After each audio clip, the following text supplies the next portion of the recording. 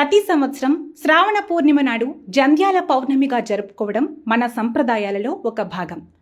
ఉపనయనం జరిగిన దగ్గర నుండి జంధ్యం ధరించడం, సంవత్సరానికి ఒకసారి జంధ్యాల పౌర్ణమి నాడు పాత జంధ్యం తీసివేసి కొత్త జంధ్యం ధరించడం ఈ జంధ్యాల పౌర్ణమి ముఖ్యోద్దేశం. అంతేకాదు, ఈరోజు ఇంకా వడుగు జరగని వారికి ఉపనయన సంస్కారం ఈరోజు చేయడం మంచిదిగా భావిస్తారు. జంధ్యాన్నే జనేవు యజ్ఞోపవీతం అని కూడా పిలుస్తారు.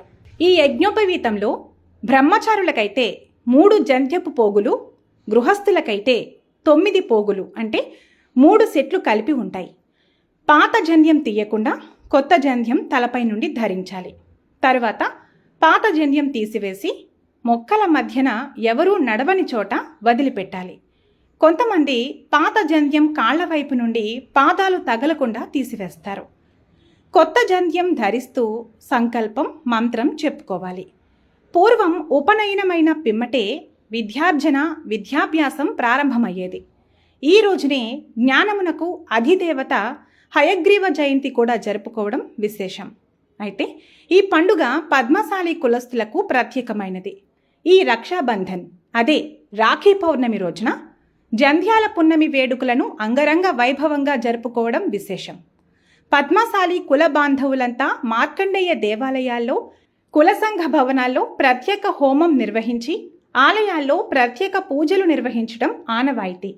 ఇది మన పండుగ గొప్పతనానికి, సంస్కృతి సాంప్రదాయానికి, పద్మశాలీల ఔన్నత్యానికి చిహ్నం.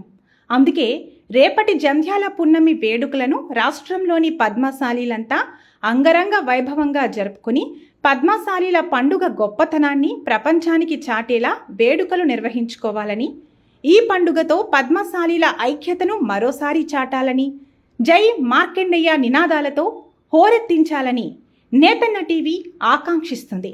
జై పద్మశాలి, జై జై మార్కండేయ. దేవుడంటే దేవుడే మార్కండేయుడు, మన పద్మశాలి చేనేతల మూల పురుషుడు. స్వామి అంటే స్వామి.